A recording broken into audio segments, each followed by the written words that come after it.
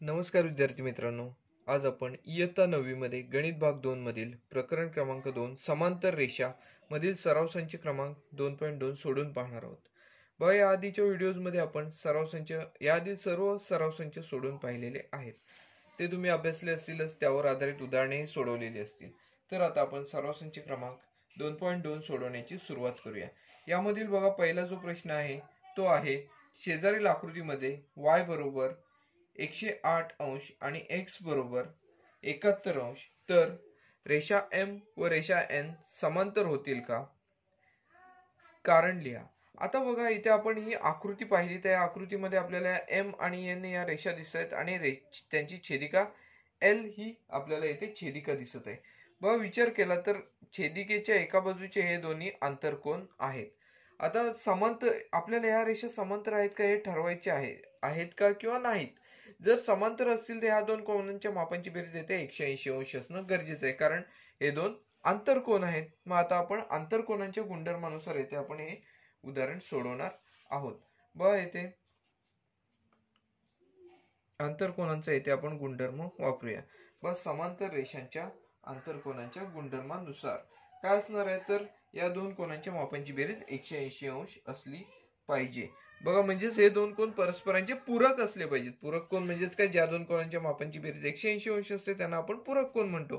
तर आपण आता हे सोडवायची सुरुवात करूया. बघा, आपल्याला दिलेलं काय आहे तर x बरोबर 108 अंश दिलेला आहे आणि y बरोबर येथे बघा y बरोबर 108 अंश दिलेला आहे आणि x बरोबर 71 अंश येथे असे दिलेले आहे.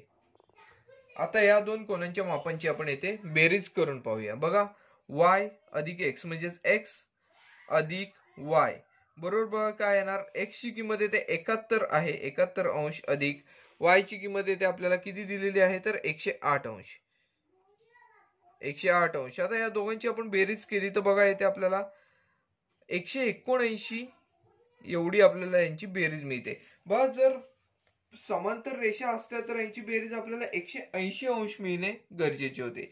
इथे आपल्याला यांची बेरीज 179 अंश मिळत आहे. परिणामी आपल्याला असे म्हणता येईल की या दोन रेषा समांतर नाहीत. समांतर रेषांच्या आंतरकोनांच्या गुणधर्मानुसार या दोन रेषा येथे समांतर नाहीत असे म्हणता येईल. मग आता आपण शेवटला लिहिणार. बघा, समांतर रेषांच्या आंतरकोनांच्या गुणधर्मानुसार या रेषा समांतर नाहीत असे आपण येथे लिहूया. समांतर रेषांच्या आंतरकोनांच्या गुणधर्मानुसार रेषांच्या आंतरकोनांच्या गुणधर्मानुसार आंतरकोनांच्या गुणधर्मानुसार या रेषा समांतर नाहीत.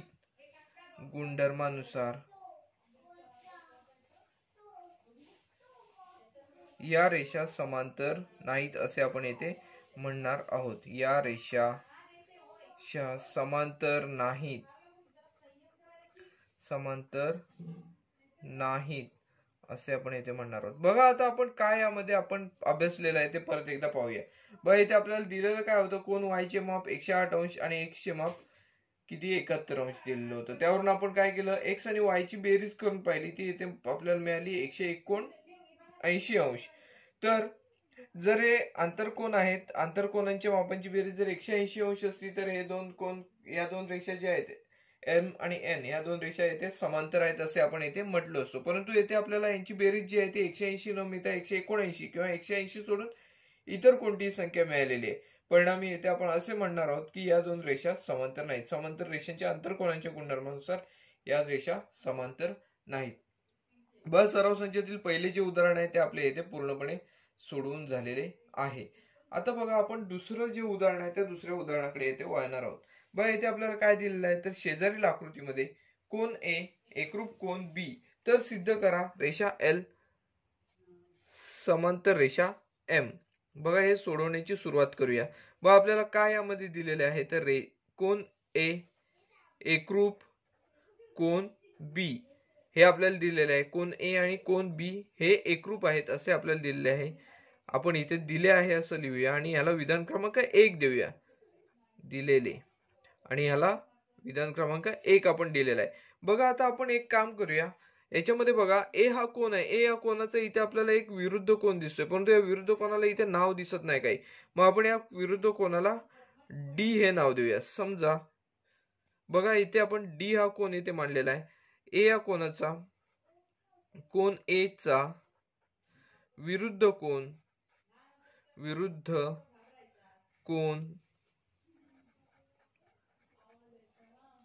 डी हा घेतला. बघा डी हा कोण आपण येथे घेतलेला आहे.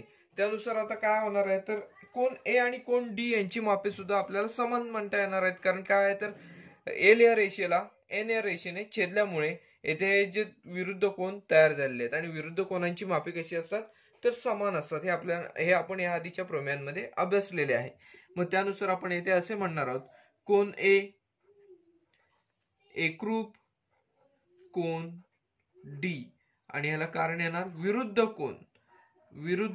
त्याचबरोबर याला आपण क्रमांक देऊया, दुसरा क्रमांक देऊया. इथे आपला पहिला क्रमांक देऊन झालेला आहे, त्यामुळे आपण या विधानाला दुसरा क्रमांक देऊया. बघा आपण ह्या आता विधान 1 आणि 2 चा एकत्रितपणे विचार केला तर येथे बघा ए हा कोण येथे बी या कोणाशी एकरूप आहे, आणि दुसऱ्या विधानामध्ये ए हा कोण डी या कोणाशी एकरूप आहे.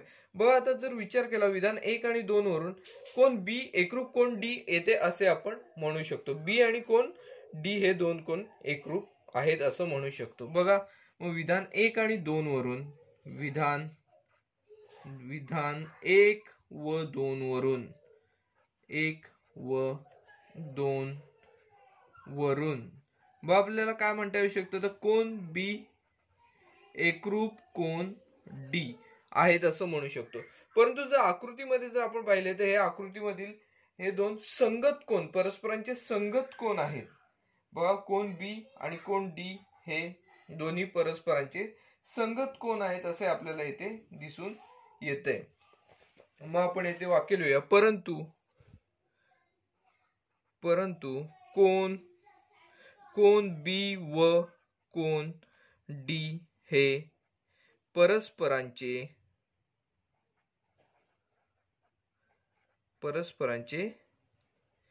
संगत कोण आहेत.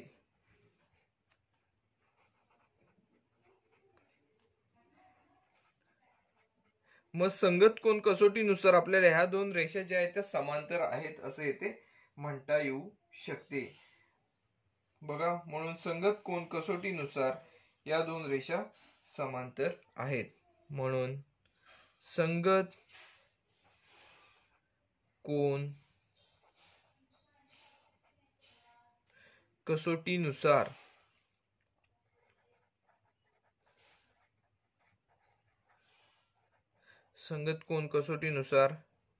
रेषा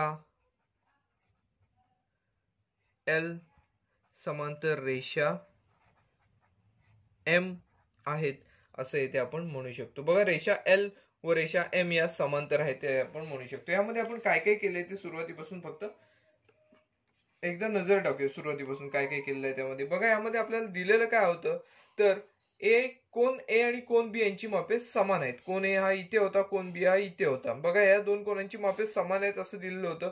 त्यावरून आपल्याला ठरवायचं होतं की रेषा एल आणि रेषा एम या दोन रेषा समांतर आहेत. जर आपण पाहिले, निरीक्षण केले तर यामध्ये बघा आपण दिलेले घटक जे आहेत ते लिहून घेतले. त्यानंतर आपण काय केलं, ए या कोणाचा इथे कोण दिसत नव्हता, इथे कोणाला कोणतेही नाव दिलेलं नव्हतं म्हणून आपण इथे डी हे नाव दिलं. आता हा बघा ए आणि डी हे परस्परांचे विरुद्ध कोण आहेत. या आधीच्या आपण प्रमेयामध्ये अभ्यासलेलं होतं की दोन रेषा एकमेकांना छेदल्यामुळे होणारे विरुद्ध कोण समान मापाचे असतात. त्या प्रमेयानुसार आपण काय म्हणणार, तर ए आणि डी या दोन कोणांची मापे जी आहेत ती समान आहेत. मग आता इथे आपण काय केलं, तर कोण ए एकरूप कोण डी ह्याला विधान क्रमांक आपण 2 दिलेला आहे. विधान 1 आणि 2 मध्ये जर पाहिलं तर ए हे सामायिक आहे म्हणजे दुसरे जे घटक आहेत ते परस्परांशी एकरूप आहेत हे आपल्याला इथे सांगता येऊ शकते. म्हणून कोण बी एकरूप कोण डी. जर आकृतीमध्ये जर या बी आणि डी या दोन कोणांचे जर स्थान पाहिले तर हे दोन्ही परस्परांचे संगत कोण आहेत असे आपल्याला इथे दिसून येते. मग आपण हे वाक्य लिहिलं, परंतु कोण बी व कोण डी हे परस्परांचे संगत कोण आहेत. आता संगत कोण असल्यामुळे संगत कोण कसोटीनुसार रेषा एल आणि रेषा एम म्हणजे त्या दिलेल्या ज्या दोन रेषा आहेत त्या परस्परांना समांतर आहेत असे आपण येथे म्हणू शकतो. बघा सराव संचातील आपले दुसरे जे उदाहरण होते ते पण येथे सोडून झालेले आहे. व सराव संचातील तिसरे जे उदाहरण आहे ते आहे शेजारील आकृतीमध्ये जर कोन ए एकरूप कोन बी आणि कोन एक्स एकरूप कोन वाय तर सिद्ध करा की रेषा एल समांतर रेषा एन. बघा एल आणि एन या दोन रेषा आपल्याला समांतर आहेत असे दाखवायचे आहेत. बघा आपण हे उदाहरण सोडवण्याची सुरुवात करूया. बघा आता इथे आपल्याला एक रचना करून घ्यावी लागेल. या उदाहरणामध्ये जे एक्स हा कोन इथे दिसतोय, इथे वाय हा कोन दिसतोय, याच्यामध्ये आपण ही रेषा फक्त एक वाढवायची आहे. यामध्ये ही रेषा फक्त आपण इथे एक काढून घेतलेली आहे. बघा या रेषेला आपण नाव पी असं दिलेलं आहे. पी. बघा आकृतीमध्ये आपण काय केलेलं आहे, आकृतीत दाखवल्याप्रमाणे रचना केलेली आहे. रचना काय केलेली आहे तर पी ही रेषा काढलेली आहे. रचना बघा आकृतीमध्ये रचना काय केलेली आहे तर आकृतीत दाखवल्याप्रमाणे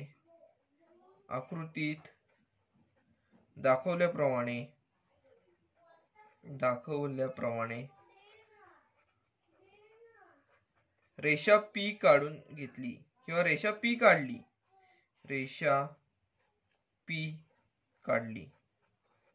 व रेषा पी काढून झालेली आहे आपली. त्यानंतर आपण काय करणार आहोत आता कोन ए आकृतीमध्ये बघा कोन ए आणि कोन बी हे जे दोन कोन आहेत तर निरीक्षण केलं ते एकमेकांचे संगत कोन दिसत आहेत आणि आपल्याला दिलेलं काय आहे तर कोन ए आणि कोन बी हे एकरूप आहेत. बघा आकृतीमध्ये कोन ए आणि कोन बी हे एकरूप आहेत असं आपल्याला दिलेलं प्रश्नाच्या विधानामध्येच दिलेलं आहे. आणि येथे आपण काय म्हणणार आहोत तर कोन ए आणि कोन बी एकरूप आहेत. बघा कोन ए एकरूप कोन बी हे काय आहे तर दिलेले आहे. बघा दिलेले बघा आपल्याला इथेच दिलेले आहे कोन ए आणि कोन बी एकरूप आहेत. परंतु या जर आकृतीचं निरीक्षण केलं तर रेषा एल आणि रेषा एम यांना छेदिका के ने छेदल्यामुळे तयार झालेले संगत कोन आहेत. बघा रेषा एल व रेषा एम यांना छेदिका के ने छेदल्यामुळे बघा ही छेदिका आहे, या छेदिका के ने छेदल्यामुळे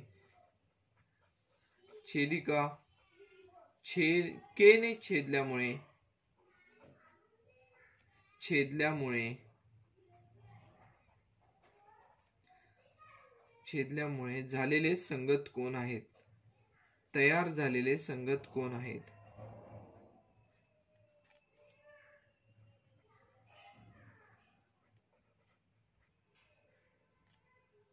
संगत कोन आहेत. बघा हे जे दोन कोन आहेत ते बघा इथे आपण हे हा शब्द लिहूया. हे रेषा एल व रेषा एम यांना छेदिका के ने छेदल्यामुळे तयार झालेले संगत कोन आहेत. मग संगत कोन कसोटीनुसार आपण काय म्हणू शकतो तर रेषा एल आणि रेषा एम या समांतर आहेत, कारण संगत कोन एकरूप आहेत असं येथे आपण दाखवलेलं आहे. मग आपण काय म्हणणार तर संगत कोन कसोटीनुसार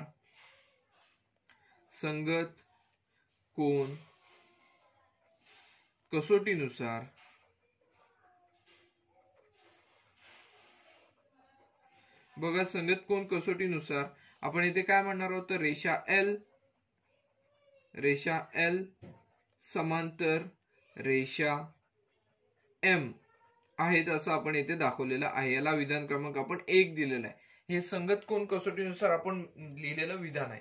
बघा आपल्याला आता रेषा एल आणि एम या दोन रेषा समांतर आहेत असं आपण इथे दाखवलेलं आहे. आपल्याला काय दाखवायचं आहे तर रेषा एल आणि रेषा एन या दोन रेषा आपल्याला समांतर आहेत हे दाखवायचं आहे.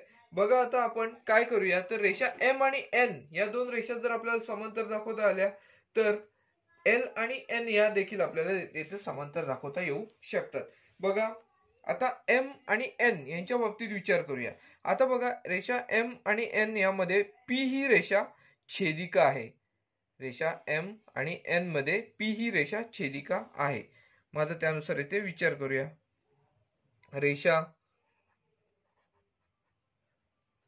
एम व रेषा एन यांची रेषा P ही छेदिका आहे.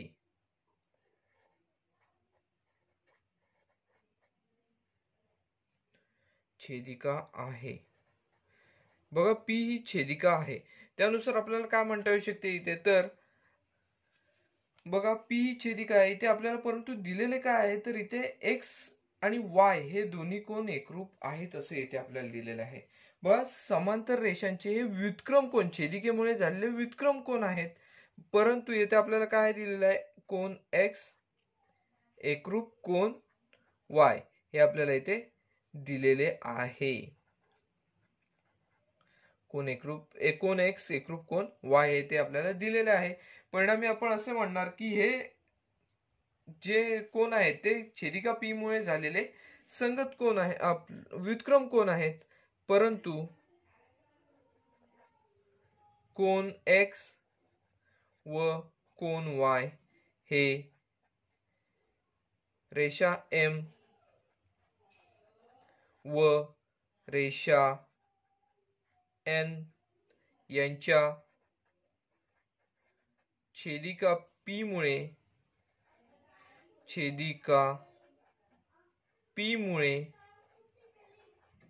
झालेले संगत कोण आहेत, व्युत्क्रम कोण आहेत, तयार झालेले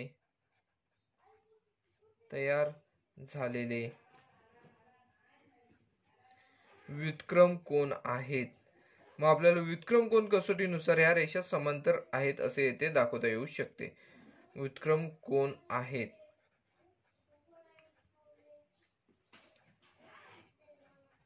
बघा मग आपण व्युत्क्रम कोण कसोटीनुसार या दोन रेषा आहेत त्या समांतर आहेत असे दाखवू शकतो. व्युत्क्रम कोण कसोटीनुसार, व्युत्क्रम कोण कसोटीनुसार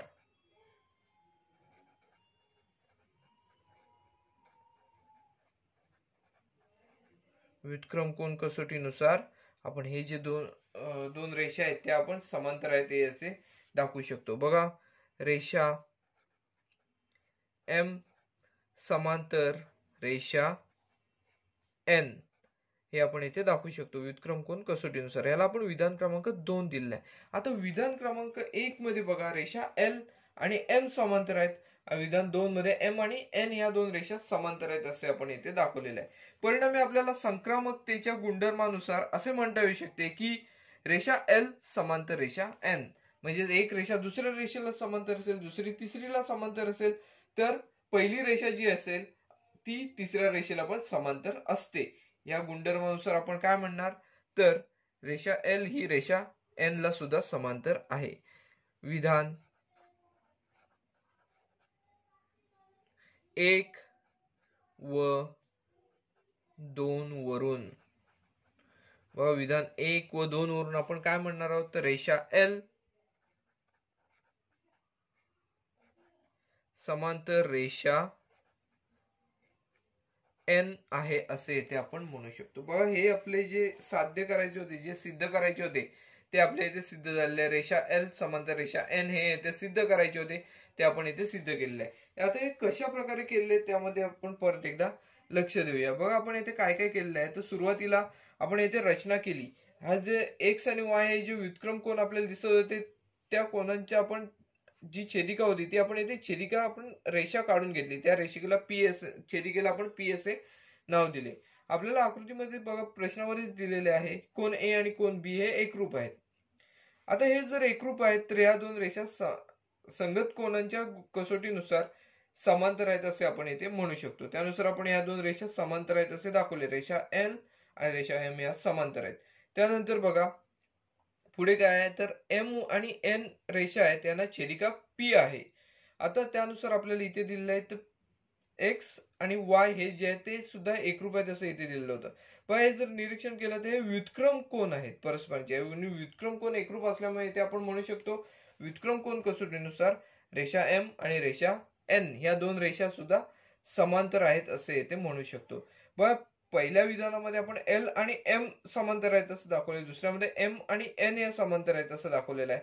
म्हणजेच विधान 1 आणि 2 वरून आपण असे म्हणू शकतो की रेषा L समांतर रेषा N, म्हणजेच पहिली रेषा तिसऱ्या रेषेला येथे समांतर आहे.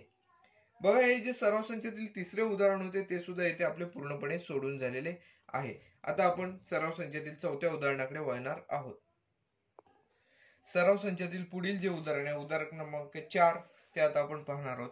शेजारील आकृतीमध्ये जर किरण बी ए समांतर किरण डी आणि कोन सी बरोबर 50 अंश आणि कोन डी बरोबर 100 अंश तर कोन एबीसी चे माप काढा. येथे एक सूचना सुद्धा दिलेली आहे. बघा सूचना काय आहे तर बिंदू सी मधून रेषा एबी ला समांतर रेषा काढा अशी एक सूचना दिली आहे. मग त्या सूचनेनुसार आपण पहिल्यांदा जी आपल्याला रचना करायला सांगितलेली आहे ती येथे रचना करूया. बघा बिंदू सी आपल्याला इथे दिसत आहे. या सी या बिंदूतून आपण एबी ला समांतर रेषा काढूया. बघा आता एबी ला समांतर रेषा काढतोय.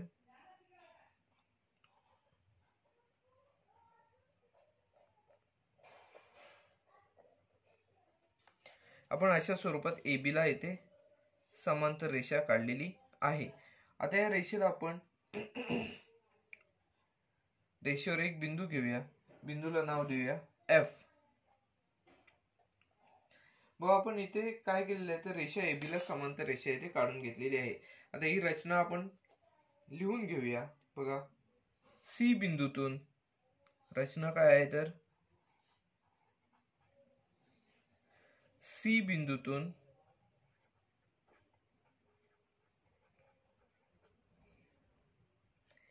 एबी ला समांतर रेषा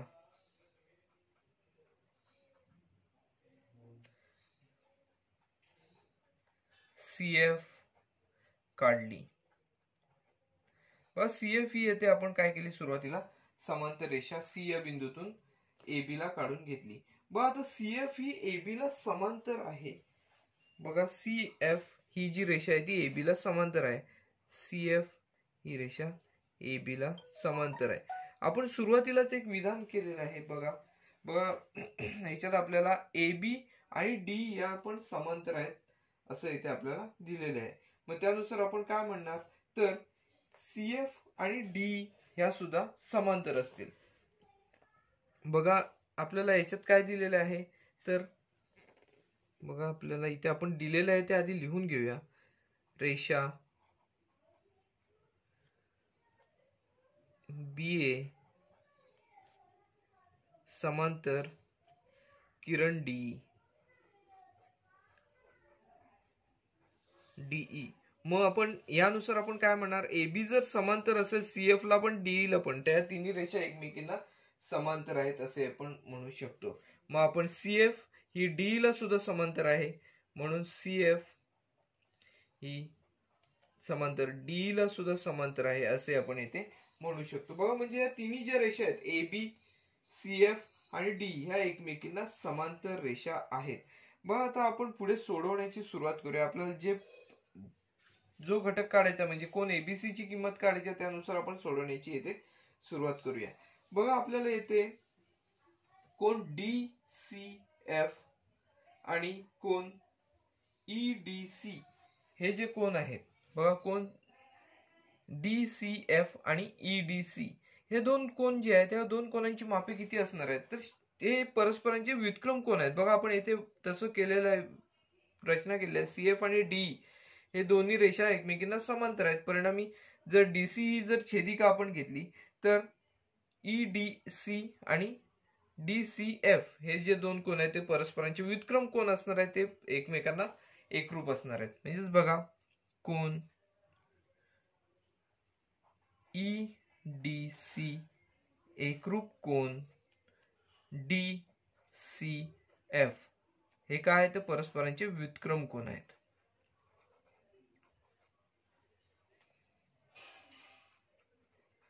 व्युत्क्रम कोण आहेत.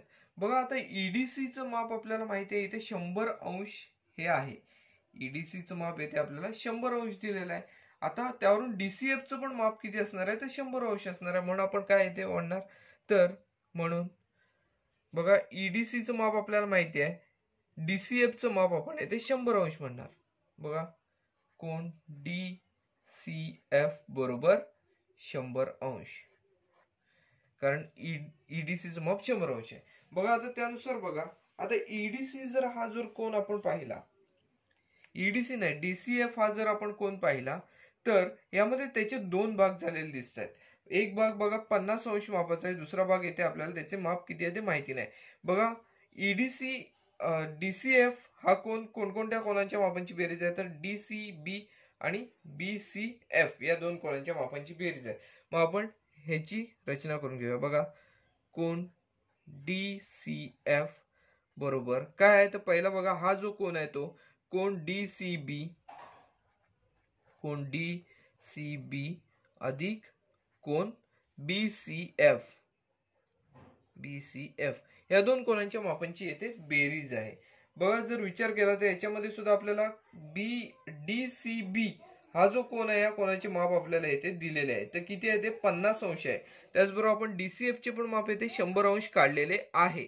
बस 100 डीसीएफ अंश 100° डीसीएफ चे माप आहे बरोबर. बघा डीसीबी चे माप येथे आपल्याला 50° दिलेले आहे म्हणून आपण हे 50° घेणार आहोत अधिक कोण बीसीएफ. बघा आता आपल्याला बीसीएफ चे माप येथे काढता येऊ शकते. बीसीएफ म्हणजे हा जो कोण आहे त्या कोणाची माप येथे आपल्याला काढता येऊ शकते. मग आपल्याला हे 50 आहे ते बरोबर चिन्हाचे इकडे आणावे लागतील म्हणजे आपल्याला कोण बीसीएफ चे माप मिळेल. म्हणजेच कोण बीसीएफ बरोबर 100 वजा 50, 100° वजा 50°. बघा कोण बीसीएफ बरोबर 100 वरून 50 गेले तर इथे 50° एवढं आपल्याला बीसीएफ चे माप मिळेल. म्हणजे हा जो इथला जो कोण आहे बीसीएफ ह्या कोणाचे माप आपल्याला 50° मिळालेले आहे. आता आपल्याला काय काढायचे आहे तर एबीसी या कोणाचे माप काढायचे. बघा आपण येथे एक विधान केलेले आहे एबी समांतर सीएफ. इथे कुठेतरी आपण हे बघा इथे लिहिलेलं आहे सीएफ आणि एबी या रेषा समांतर आहेत. बीसी ही जर छेदिका आहे असं जर आपण समजलो तर येथे बघा आंतर कोणांच्या मापांची बेरीज 180° आपल्याला मिळेल. परिणामी आपल्याला एबीसी चे माप काढता येऊ शकते. मग त्या पद्धतीने आपण येथे काढता येऊ आपण सोडवण्याची सुरुवात करूया.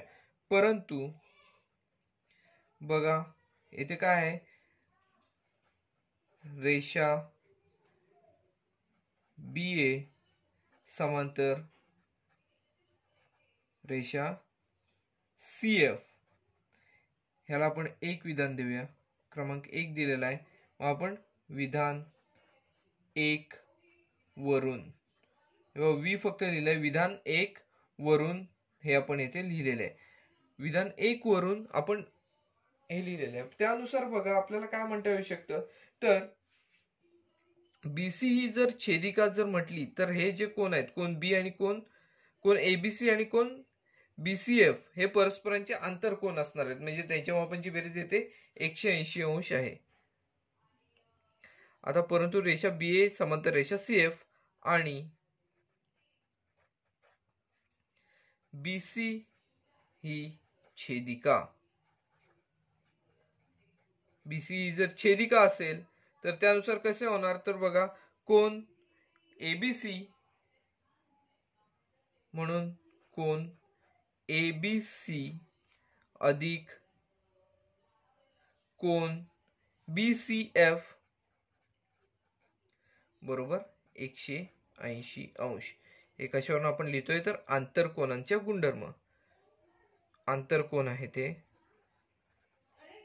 हे परस्परांचे आंतरकोन असल्यामुळे इथे आपण आंतरकोन लिहिलेले आहे. परत एकदा ही स्टेप जी आहे ती मी समजावून सांगणार आहे.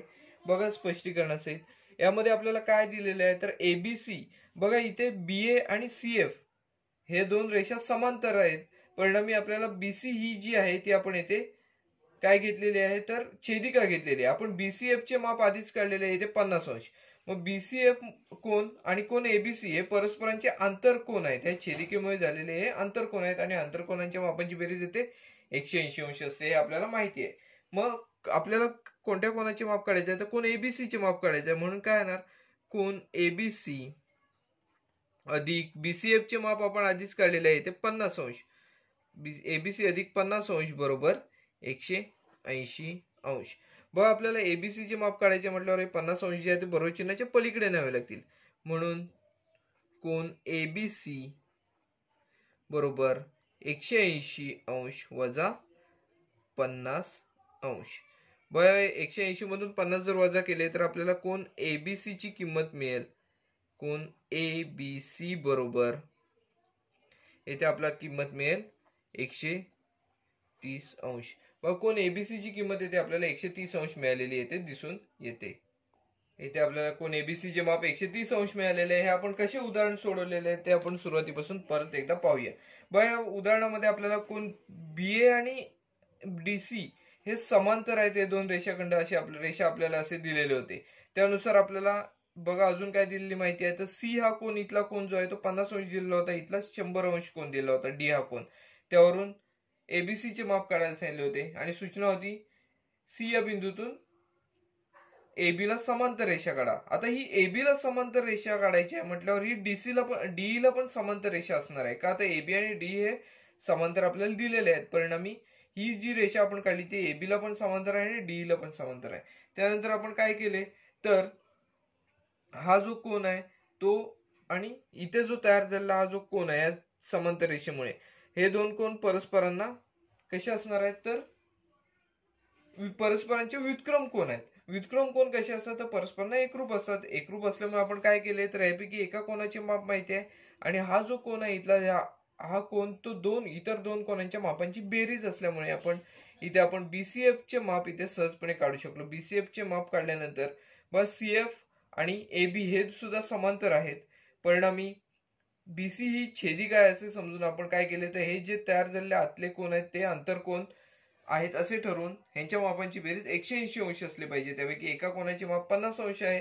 दुसऱ्या कोनाचे माप आपण काढले किती आहे तर इथे 130 अंश आहे असे आपल्याला इथे मिळालेले दिसून येते. हे जे उदाहरण आहे ते आपले पूर्णपणे सोडून झालेले आहे.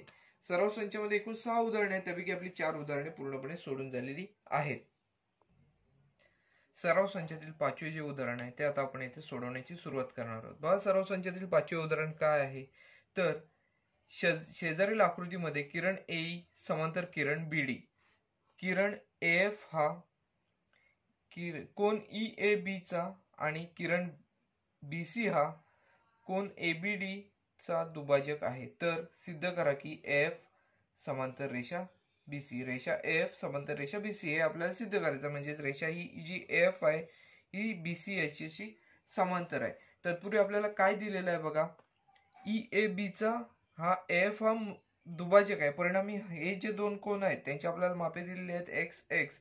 हे दोन्ही कोन इथे एकरूप आहेत. त्याचबरोबर बीसी हा एबीडी चा दुभाजक आहे. याची मापे आपल्याला वाय वाय अंश दिलेली आहे. म्हणजे पूर्ण या कोनाचे माप इथे ईएबी चे 2x असणार आहे. त्याचबरोबर डीबीए चे 2y असणार आहे. मग आता इथे आपण उदाहरण सोडवण्याची सुरुवात करूया.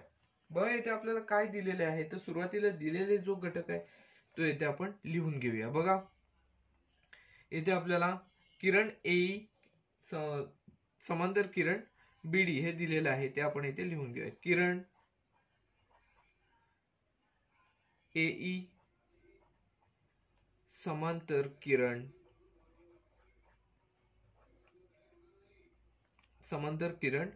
बीडी दिलेला आहे आणि यांची छेदिका आहेत काय आहे तर एबी ही छेदिका आणि एबी ही छेदिका आहे. व छेदिकेमुळे आपल्याला इथे व्युत्क्रम कोन दिसतात. तयार झालेले व्युत्क्रम कोन दिसत आहेत. बघा व्युत्क्रम कोन कोणकोणते आहेत याच्यामध्ये तर याच्यामध्ये बघा ईएबी आणि डीबीए हे जे दोन कोन आहेत ते दोन्ही कोन परस्परांचे व्युत्क्रम कोन आहेत. मग त्यानुसार इथे आपण सोडवण्याची सुरुवात करूया. पहा इथे बघा मग आता हे छेदिका आणि समांतर रेषा दाखवलेल्या आहेत. त्यानुसार आपण म्हणून कोन ईएबी एकरूप कोन डीबीए हे आपण इथे दाखवू शकतो. याचं कारण काय आहे तर व्युत्क्रम कोन आहेत हे परस्परांचे.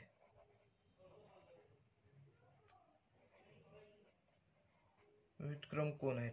बघा आता याच्यामध्ये आपल्याला व्युत्क्रम कोन दिलेले आहेत. त्यामध्ये बघा हे जे दोन कोन आहेत ईएबी आणि डीबीए ह्यांच्यासाठी आपल्याला EAB चे बघा कोण कसे कसे दिसत आहेत, तर कोण EAF आणि कोण BAF हे जे दोन कोण आहेत त्यांचा एकत्रित करून EAB हा कोण आहे.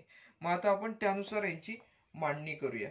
बघा आकृतीत दिल्याप्रमाणे कोण म्हणून बघा कोण EAF EAB ऐवजी आपण काय घेणार आहोत, EAF हा घेणार आहोत अधिक BAF. कोण EAB बरोबर काय आहे, तर कोण EAF अधिक कोण BAF. बघा कोण EAB चे माप कसे आहे, तर EAB बरोबर EAF अधिक BAF. आता EAF चं माप आपल्याला x दिलेलं आहे, BAF चे पण माप येते आपल्याला x दिलेलं आहे. म्हणजे त्याचे माप किती असणार आहे ते बघा, x अधिक x 2x. मग आता आपण हे सोडूया पुढे. बघा म्हणून कोण EAB बरोबर बघा EAF चं माप येते आपल्याला x दिलेलं आहे आकृतीमध्येच x अधिक BAF चं पण माप येते आपल्याला x दिलेलं आहे x. म्हणजेच काय बघा, म्हणून कोण EAB बरोबर x अधिक x किती, तर इथे 2x ही किंमत आपल्याला मिळालेली दिसून येईल. आपण याला आपण 1 नंबरचे विधान देऊया. बघा त्यानंतर बघा याला आपण खरं तर 2 नंबर देऊया, क्रमांक 2 नुसार देऊया आणि याला आपण हे जे आपण व्युत्क्रम कोण एकरूप दाखवले त्याला विधान क्रमांक 1 देऊया. बघा आपण EAB चे माप जे आहे ते 2x घेतलेलं आहे. आता तसंच आपण आता DBA हा जो कोण आहे DBA याच्यामध्ये सुद्धा DBA म्हणजेच काय DBC आणि ABC या दोन कोणांच्या मापांची बेरीज आहे. त्यानुसार आपण यांची मांडणी करूया. बघा कोण DBA तसेच कोण DBA बरोबर बघा कोणकोणत्या कोणांच्या मापांची बेरीज आहे, तर DBC कोण DBC अधिक कोण ABC. आपण आकृतीनुसार समजून घेऊया. बघा DBA हा पूर्ण कोण आहे, या कोण म्हणजेच काय तर DBC आणि ABC ह्या दोन कोणांच्या मापांची बेरीज आहे. म्हणजेच कोण DBA बरोबर DBA बरोबर बघा काय असणार आहे, DBC साठी आता इथे कोणता अक्षर वापरलेला आहे तर Y आणि ABC साठी पण Y हे अक्षर वापरलेलं आहे, म्हणजेच Y अधिक Y. म्हणजेच बघा कोण DBA बरोबर इथे आपल्याला बघा Y अधिक Y इथे 2Y ही किंमत इथे मिळताना दिसून येईल. आपण ह्याला विधान क्रमांक 3 देऊया. बघा विधान 1, 2 आणि 3 वरून काय आपल्याला म्हणता येऊ शकतं, तर EAB ची किंमत आपण किती घेतलेली आहे, तर 2x घेतलेली आहे आणि DBA ची किंमत किती घेतलेली आहे, तर 2y घेतलेली आहे. बघा विधान 1, 2 व 3 वरून आपण काय लिहिणार आहोत, तर बघा विधान 1, 2 व 3 वरून बघा विधान 1 मध्ये EAB हा कोण आहे, EAB साठी आपण येथे विधान 2 मध्ये काय घेतलेलं तर 2x घेतलेला आहे. 2x बरोबर बघा बरोबर काय आहे, तर इथे कोण DBA साठी विधान 3 मध्ये आपण काय घेतलेलं आहे 2y. बघा येथे आपण जर 2 चा लोप केला, 2 या पदाचा लोप केला किंवा 2 ने जर दोन्ही बाजूंना आपण येथे भागले तर बघा काय मिळेल, 2 ने दोन्ही बाजूंना भागून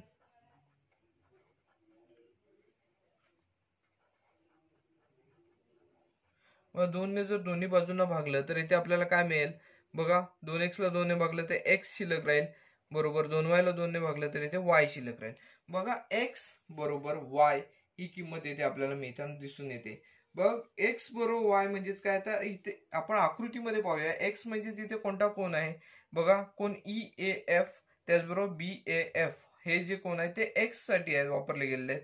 त्याचबरोबर y साठी कोणते आहेत तर ABC DBC हे जे दोन कोण आहेत ते y साठी वापरलेले आहेत.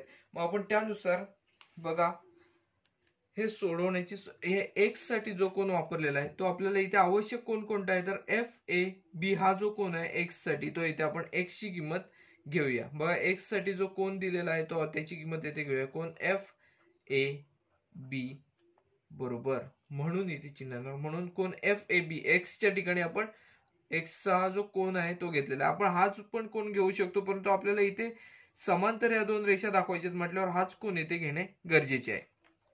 त्याचबरोबर बघा y साठी आपल्याला हा इथला कोण घ्यावा लागेल. कोण CBA बरोबर, कोण CBA हे आपल्याला एक्स आणि वायच्या किमती ठेवून येथे आपल्याला मिळताना दिसून येईल.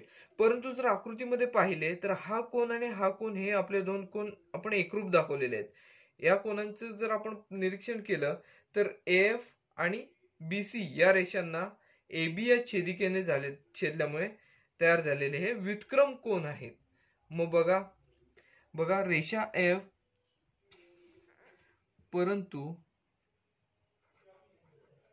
परंतु रेषा AF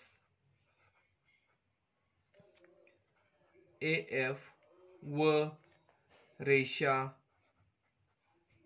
BC यांना छेदिका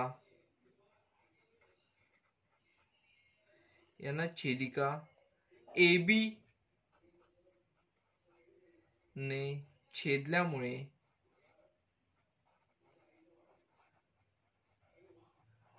तयार झालेले हे व्युत्क्रम कोण आहेत. तयार झालेले व्युत्क्रम कोण आहेत.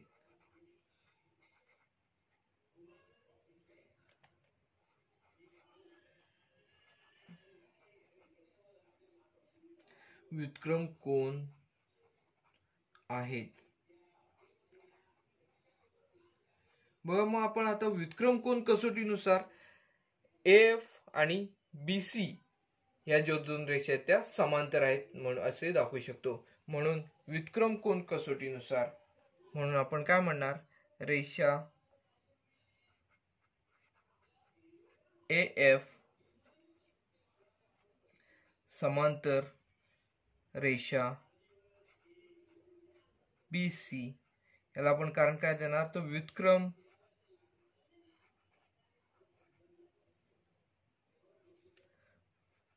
कोण कसोटी. व्युत्क्रम कोण कसोटीनुसार हे जे दोन कोण आहेत ते आपण येथे एकरूप दाखवलेले आहेत. बघा आपण परत एकदा या उदाहरणामध्ये काय काय केलेले आहे ते सुरुवातीपासून अभ्यासूया. या उदाहरणामध्ये आपल्याला AE आणि BD ह्या ज्या दोन रेषा आहेत त्या समांतर आहेत असे येथे आधी दिलेले होते. त्यानुसार आपण सोडवण्याची सुरुवात केली. आता या जो दोन समांतर रेषा असतील तर आपल्याला हे जे दोन कोण आहेत ते हे दोन कोण पूर्णपणे व्युत्क्रम कोण आहेत आणि ते एकरूप असणार आहेत असे आपण येथे दाखवून गेलेले आहे. आता या दोन कोणांचे हे दुभाजक आपल्याला दिलेले आहेत. बघा EAB चं दुभाजक AF आहे, ABD चं दुभाजक BC आहे. त्यानुसार हे जे दोन कोण आहेत ते समान मापाचे आहेत. या दोन कोणांना x असे नाव दिलेले आहे, या दोन कोणांना y असे नाव दिलेले आहे. त्यानुसार आपण काय केले तर EAB म्हणजेच काय x अधिक x 2x घेतले EAB ची किंमत. ABD ची किंमत येते y अधिक y म्हणजेच 2y घेतलेली आहे आपण. ABD म्हणजेच DBA ची किंमत येते 2y घेतलेली आहे. बघा विधान 1, 2 आणि 3 वरून आपण काय म्हटलं तर 2x बरोबर 2y. इथे आपण दोन्ही बाजूला 2 ने भागलं तेव्हा आपल्याला 2x ला 2 ने भागलं x राहिलं, 2y ला 2 ने भागलं y राहिलं. त्यानुसार बघा आपल्याला x बरोबर y ही किंमत मिळाली. x म्हणजेच आपल्याला आवश्यक कोण कोणता आहे FAB हा कोण आपण घेतलेला आहे. त्याचबरोबर y बरोबर आपल्याला आवश्यक कोणता CBA हा जो कोण आहे तो आपल्याला आवश्यक आहे. त्यामुळे आपण हे जे दोन कोण आहेत ते घेतले कारण हे परस्परांचे व्युत्क्रम कोण आहेत. मग आता आपण काय म्हटले आहे तर रेषा AF आणि रेषा BC यांना छेदिका AB ने छेदल्यामुळे हे x आणि y हे तयार झालेले व्युत्क्रम कोण आहेत आणि हे एकरूप आहेत असं आपण येथे दाखवलेलं आहे. परिणामी व्युत्क्रम कोण कसोटीनुसार ह्या ज्या दोन रेषा आहेत त्या आपण समांतर आहेत असे येथे आपण ठरवू शकलो आहे. बघा हे जे सराव संचातील 5वे उदाहरण होते तेही आपले पूर्णपणे सोडून झालेले आहे. व सराव संचातील शेवटचा प्रश्न 6वा प्रश्न जो आहे तो येथे काय आहे बघा. रेषा ए बी व रेषा सी डी यांना रेषा ई एफ ही अनुक्रमे पी व क्यू बिंदूत छेदते. किरण पी आर व किरण क्यू एस हे समांतर असून अनुक्रमे बी पी क्यू व पी क्यू सी चे दुभाजक आहेत. ह्या दोन कोणांचे दुभाजक आहेत. तर सिद्ध करा ए बी समांतर सी डी. आता बघा ए बी आणि सी डी या दोन रेषा जर समांतर दाखवायचे असतील तर इथे आपल्याला काही येते जसं आपण ह्या आधीच्या उदाहरणामध्ये सोडवलं होतं त्याप्रमाणेच येथे सोडवायचे आहे. बघा सुरुवातीला आपल्याला काय दिलेलं आहे, बीपी क्यू चा दुभाजक कोणता आहे तर पी आर हा बीपी क्यू चा दुभाजक आहे. मग आता आपण आकृतीमध्ये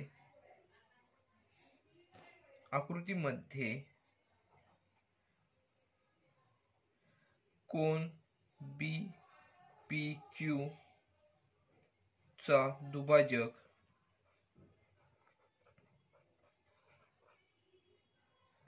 काय आहे तर इथे पी आर आहे.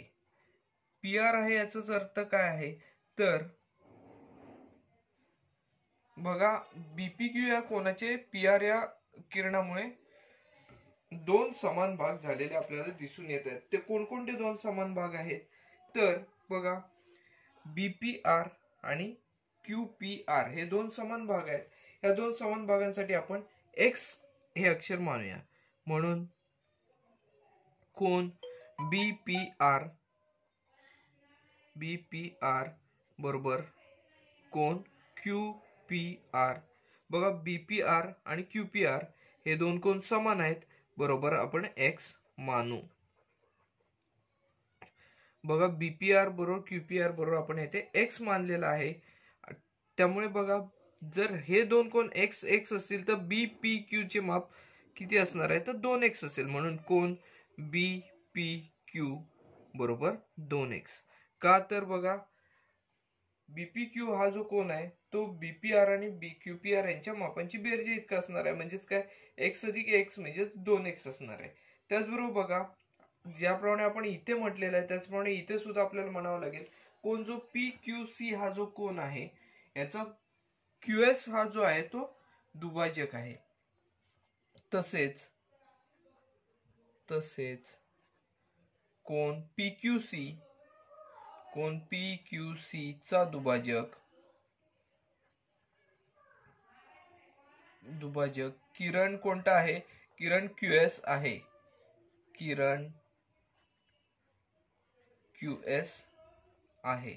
त्यामुळे बघा किरण जर क्यू एस हा दुभाजक असेल तर इथे तयार झालेले दोन समान मापाचे जे कोन आहेत ते कोणते असणार आहेत तर बघा पहिला पी क्यू एस आणि दुसरा सी क्यू एस हे जे दोन कोन आहेत ते समान मापाचे असणार आहेत. म्हणून कोन पी क्यू एस म्हणजे हा इथला कोन आणि दुसरा कोन सी क्यू एस बरोबर कोन सी क्यू एस बरोबर आपण y मानूया. बघा आपण पहिलं x मानलं. हे जे दोन कोन आहेत ते x मानलेले आहेत एक्स एक्स आणि हे जे दोन कोन इथले आहेत त्यांना आपण y हे अक्षर मानलेलं आहे. याचा अर्थ PQC हा जो पूर्ण PQC आहे त्याचे माप काय असणार आहे तर y अधिक y म्हणजेच 2y. म्हणून कोन PQC बरोबर 2y ही किंमत आपल्याला येथे मिळताना दिसून येईल. यानंतर पहा आता आपण काय करणार आहोत तर आपल्याला दिलेलं काय आहे कोणकोणते दोन रेषाखंड कोणकोणते दोन किरण समांतर आहेत तर किरण पी आर आणि किरण क्यू एस हे दोन जे किरण आहेत ते समांतर आहेत. बघा किरण म्हणून आपण इथे मांडणी करणार आहोत त्याची. किरण पी आर समांतर किरण क्यू एस हे जे आहे ते आपल्याला दिलेले आहे उदाहरणामध्येच दिलेले आहे. त्यामुळे आपण असे म्हणू शकतो की इथे हा जो कोन आहे कोन आर पी क्यू आणि कोन एस क्यू पी हे जे दोन कोन दिसत आहेत ते परस्परांचे व्युत्क्रम कोन आहे. म्हणजे इथे तयार झालेला कोन आणि इथला जो कोन आहे परस्परांचे व्युत्क्रम कोन आहेत. त्यांची मापे समान असणार आहेत. म्हणून आपण काय म्हणणार आहोत तर कोन आर पी क्यू बरोबर एकरूप कोन एस क्यू पी हे काय आहे तर परस्परांचे व्युत्क्रम कोन आहेत. व्युत्क्रम कोण आहेत. बघा आता आपण जर इकडे जर पाहिले RPQ साठी आपण कोणता अक्षर मानलेला आहे तर बघा इथे RPQ म्हणजेच बघा QPR साठी आपण इथे X हे अक्षर मानलेलं आहे. म्हणून बघा X बरोबर बघा RPQ म्हणजेच QPR साठी आपण इथे X अक्षर मानलेलं आहे. त्याचबरोबर बघा SPQ जो आहे QPS म्हणजेच SPQ आपण कोण उलटा किंवा सरळ कसे म्हणू शकतो QPS किंवा SPQ साठी आपण इथे काय मानलेलं आहे तर Y मानलेलं आहे. म्हणून X बरोबर Y ही किंमत इथे आपल्याला मिळताना दिसून येईल. बघा आपल्याला X आणि Y या दोन्ही किमती समान आहेत असे इथे मिळालेले आहे. जर आपण याच्या दोन्ही बाजूंना 2 ने गुणले तर बघा काय मिळेल. दोन्ही बाजूंना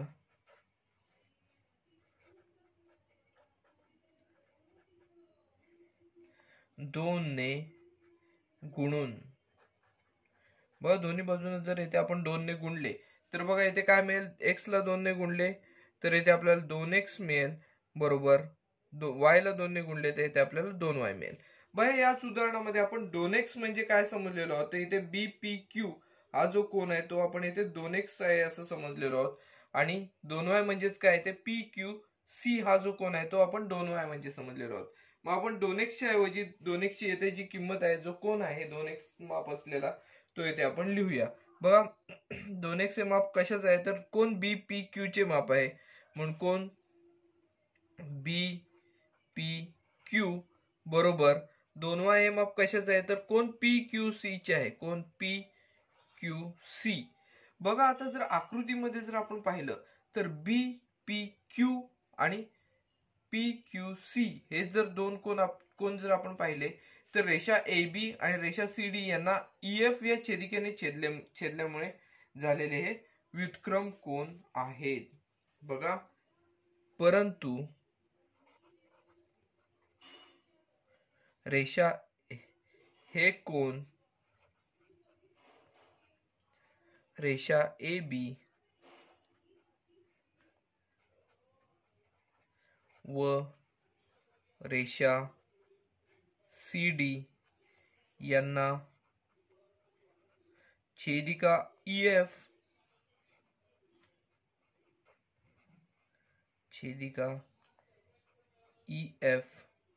ने छेदल्यामुळे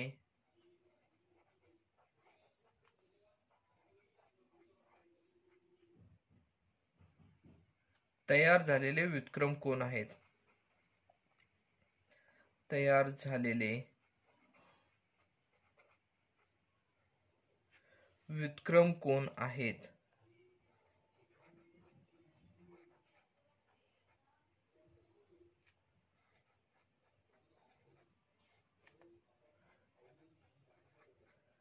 तयार झालेले व्युत्क्रम कोन आहेत असे आपण येथे ठरवलेले आहे. म्हणून आपण व्युत्क्रम कोन कसोटीनुसार रेषा AB आणि रेषा CD या दोन रेषा आहेत त्या समांतर आहेत असे म्हणू शकतो. म्हणून व्युत्क्रम कोन कसोटीनुसार व्युत्क्रम कोन कसोटीनुसार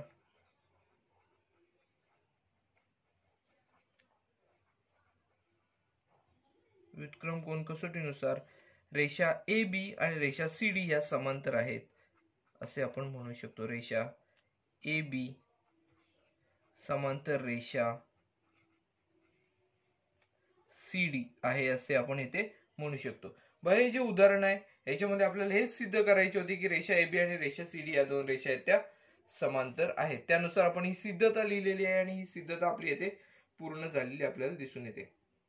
बघा याच्यामध्ये आपण काय काय केलेले आहे तर आपल्याला बघा इथे दिलेलं आहे आकृतीमध्ये कोन BPQ चा दुभाजक PR आहे. त्यानुसार आपण या दोन कोनांसाठी X हे अक्षर मानलेलं आहे. त्यामुळे हा पूर्ण जो कोन आहे तो 2x झालेला आहे. BPQ हा कोन 2x झालेला आहे. त्याचबरोबर बघा आपल्याला ह्या दोन कोनांचा ह्या PQC चा दुभाजक QS हा दिलेला होता. त्यामुळे आपण काय म्हटलेलं आहे तर हे जे दोन कोन समान झालेले आहेत त्यासाठी आपण Y हे अक्षर मानलेलं आहे. त्यामुळे हा पूर्ण जो कोन आहे तो 2y एवढा झालेला आहे.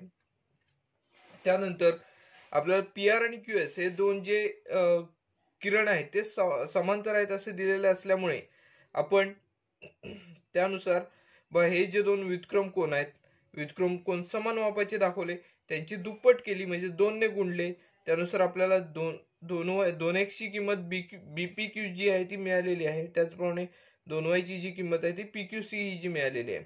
आता हे जर पाहिले BPQ हा कोन हा इथला आहे, त्याचबरोबर PQC हा जो कोन आहे तो इथे आहे. परिणामी हे जर दोन कोन पाहिले तर AB आणि CD या दोन रेषांना EF ने छेदल्यामुळे तयार झालेले व्युत्क्रम कोन आहेत आणि हे समान मापाचे आहेत म्हटल्यावर या दोन रेषा ज्या आहेत, रेषा AB आणि रेषा CD या समांतर आहेत असे आपण यावरून या निष्कर्षापर्यंत पोहोचलेलो आहोत. बघा, हे जे उदाहरण होते ते सराव संचातील शेवटचे उदाहरण होते. हा जो सराव संच आहे तो पूर्णपणे सोडून झालेला आहे. हा व्हिडिओ आपण इथेच थांबवत आहोत. व्हिडिओ आवडला असल्यास व्हिडिओ लाईक करा, व्हिडिओ जास्तीत जास्त शेअर करा, जेणेकरून बऱ्याच विद्यार्थ्यांना या व्हिडिओचा फायदा घेता येऊ शकतो. चॅनल सबस्क्राईब करायला विसरू नका. धन्यवाद.